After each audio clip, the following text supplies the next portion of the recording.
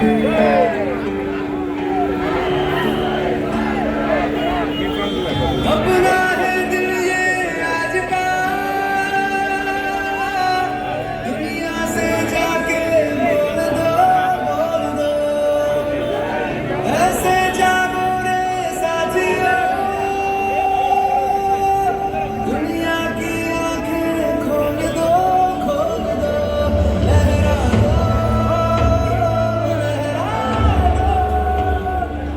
आपल्या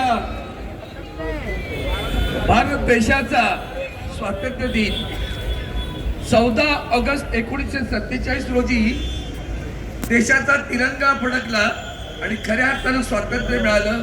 आज शिवसेना वंदनीय हिंदू हृदय सम्राट श्रीमान बाळासाहेब ठाकरे यांची शिवसेना आदरणीय उद्धवजी ठाकरे साहेब यांच्या नेतृत्वाखाली, आदित्यजींच्या नेतृत्वाखाली आज आमचं मंदिर शिवसेना भवन त्याच्या समोर हा स्वातंत्र्य दिन साजरा करत आहात. आपण सगळेजण हजारोच्या संख्येला इथं उपस्थित झालात, त्यांना पहिल्यांदा मनापासून धन्यवाद देतो.